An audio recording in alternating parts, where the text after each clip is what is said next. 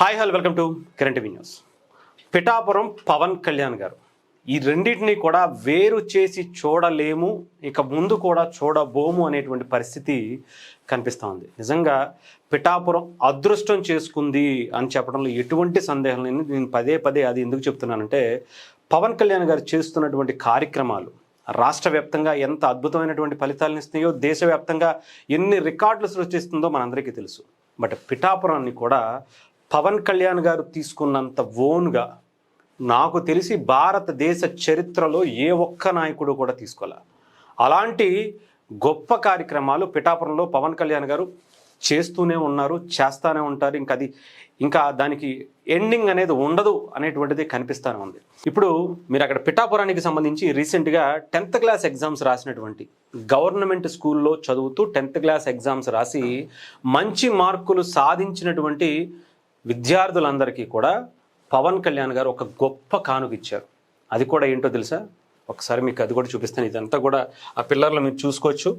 పిల్లల్ని కూడా ఎక్కడెక్కడ ఎంతమందికి వచ్చాయి వాళ్ళందరినీ కూడా తీసుకుని పవన్ కళ్యాణ్ గారు ఒక అద్భుతమైనటువంటి కార్యక్రమం చేయబోతున్నారు అనేటువంటి దానికి ఇక్కడ మీరు చూడొచ్చు. ఇదిగోండి, పిఠాపురం 10th టాపర్లకు శ్రీ పవన్ కళ్యాణ్ గారు భరోసా. అది కూడా చూడండి. పిఠాపురం ప్రభుత్వ పాఠశాలలో 10వ తరగతి చదివినటువంటి వాళ్ళకి 580కి పైగా మార్కులు తెచ్చుకున్నటువంటి విద్యార్థులకు ఉచిత విద్య, కార్పొరేట్ కాలేజీల్లో ఆయన ఉచిత విద్య ఇవ్వటానికి సిద్ధపడినటువంటి పరిస్థితి. నియోజకవర్గాల్లో 31 మందిని పవన్ కళ్యాణ్ గారు గుర్తించారు. వీటిలో 598 మార్కులతో రాష్ట్ర స్థాయిలో అగ్రస్థానంలో నిలిచినటువంటి గవర్నమెంట్ స్కూల్ విద్యార్థులు దీంట్లో ఉన్నారు. విద్యార్థులకు సంబంధించి ఆసక్తిని ఆయన తెలుసుకుని ఎవరెవరు ఏ కోర్సులు చేయాలనుకుంటున్నారు, దేంట్లో రాణించాలనుకుంటున్నారు, వాళ్ళకు ఉన్నటువంటి ఇంట్రెస్ట్ ఏంటి. నేను పవన్ కళ్యాణ్ గారికి నాకు తెలిసి నేను పిఠాపురంలో పనిచేసినప్పుడు చాలా క్లియర్గా ఆయన పిలిచి ఇక్కడ ఉండేటువంటి విద్యార్థులతో మాట్లాడండి, వాళ్ళకి ఏం కావాలో ఒక్కసారి తెలుసుకోండి, మనం అలాంటి కోర్సులు ఇక్కడ పెడదామని ఆయన ఎలక్షన్స్కి ముందే ఆయన చెప్పినటువంటి మాట నాకు ఇప్పటికీ గుర్తుంది. అదే పని ఇప్పటికీ ఆయన చేస్తున్నారంటే చూడండి. వీళ్ళందరికీ కూడా ఏం చేయాలనుకుంటున్నారు, దానికి తగ్గట్టుగా కోర్సులు అక్కడ వాళ్ళకి అందుబాటులో ఉండేలాగా, కాకినాడ కాదు ముందు పిఠాపురంలోనే వాళ్ళకి అవి అందుబాటులోకి రావాలి అని చెబుతూనే, అలాగే కళాశాలలకు సంబంధించి ఏదైతే కాలేజీలు ఉంటాయో వాళ్ళతో కూడా మాట్లాడి, ఆయా కళాశాలల యాజమాన్యాలతో మాట్లాడి వీరికి ఉచిత విద్య అందించేలా పవన్ కళ్యాణ్ గారు ఏర్పాట్లు చేశాయి. తన నిర్ణయాన్ని గౌరవిస్తూ పిఠాపుర విద్యార్థులకు అడ్మిషన్స్ ఇచ్చేందుకు ముందుకు వచ్చినటువంటి పలు విద్యా సంస్థలకు కూడా ఈ సందర్భంగా పవన్ కళ్యాణ్ గారు ప్రత్యేకమైనటువంటి కృతజ్ఞతలు కూడా తెలిపినటువంటి పరిస్థితి. నియోజకవర్గ ఎమ్మెల్యే అంటే మనకి మామూలుగా తెలుసు.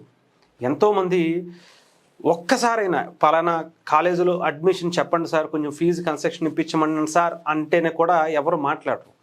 బట్ అలాంటిది పవన్ కళ్యాణ్ గారు ఇంతమంది గవర్నమెంట్ స్కూల్లో చదువుకున్నటువంటి విద్యార్థులని ఏరు కోరి వాళ్ళని తీసుకుని కార్పొరేట్ కాలేజీల్లో వాళ్ళకి అడ్మిషన్స్ ఇప్పించి ఫ్రీగా ఉచితంగా వాళ్ళకి చదువు చెప్పించేటువంటి పని పవన్ కళ్యాణ్ గారు చేస్తున్నారు. అలాగే వాళ్ళు ఇంకా ఏమన్నా కోర్సులు చేయాలనుకుంటున్నారా, చదువుకోవాలనుకుంటున్నారా, ఇవన్నీ కూడా పవన్ కళ్యాణ్ గారు ప్రత్యేకంగా ఆ టీంని ఏర్పాటు చేసుకుని ఆయన చేస్తున్నటువంటి కార్యక్రమాలు మనం చూడొచ్చు. పవన్ కళ్యాణ్ గారు పిఠాపురం నియోజకవర్గానికి ఎమ్మెల్యే మాత్రమే కాదు, ఆ పిఠాపురం అనేటువంటి ఒక కుటుంబానికి ఆయన పెద్దన్నగా, ఒక బాధ్యత గల అన్నగా ఇంత అద్భుతంగా చూసుకుంటున్నారో ప్రత్యేకించి చెప్పాల్సిన అవసరం.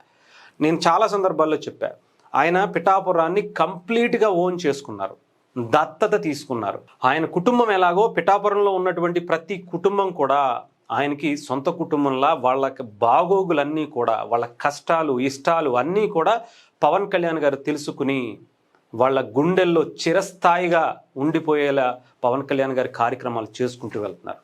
ఇదేదో ఓట్ల కోసమో ఇంకొకటి కోసమో కాదు. పిఠాపురం అంటే దేశంలో నంబర్ 1 నియోజకవర్గం అవ్వటానికి ఆయన బలమైనటువంటి కార్యక్రమాలు చేసుకుంటూ వెళ్తున్నారు. తద్వారా మిగతా ఎమ్మెల్యేలకు కావచ్చు, మంత్రులు కావచ్చు, ఒక పోటీతత్వాన్ని నింపేందుకు ఆయన ఒక బలమైనటువంటి ప్రణాళికతో ముందుకు వెళ్తున్నటువంటి పరిస్థితి కనిపిస్తుంది. నేనైతే చాలా బలంగా చెప్పగలుగుతా, మరికొద్దిగా రోజుల్లోనే పిఠాపురం దేశం మొత్తంలో ఉండేటువంటి అనేక రాష్ట్రాలకు మించి పిఠాపురం అభివృద్ధి చెందబోతుంది. అది కూడా ఎవరు ఊహించినటువంటి అభివృద్ధి చెందబోతుంది. అది కూడా ప్రతి కుటుంబం కూడా అభివృద్ధి అంటే ఏదో రోడ్లు ఇంకొకటి డ్రైనేజీలు కట్టేసి బస్ స్టాండ్లు కట్టేసి రైల్వే స్టేషన్లు కట్టేసి ఫ్లైఓవర్లు కట్టడం మాత్రమే కాదు. కుటుంబంలో ఉండేటువంటి ప్రతి ఒక్కరూ కూడా అభివృద్ధి చెందాలి, మంచి ఉద్యోగాలు చేసుకోవాలి, సంపాదించుకోవాలి. అలాగే కుటుంబం ఎదుగుదలకు కూడా ఆయన అనేక కార్యక్రమాలు చేస్తున్నటువంటి పరిస్థితి కనిపిస్తుంది. అన్ని రంగాల్లో కూడా పిఠాపురం టాప్ 1లో నిలబడేటువంటి రోజులు చాలా దగ్గరలోనే ఉన్నాయి. రాసి పెట్టుకొని కావాలంటే.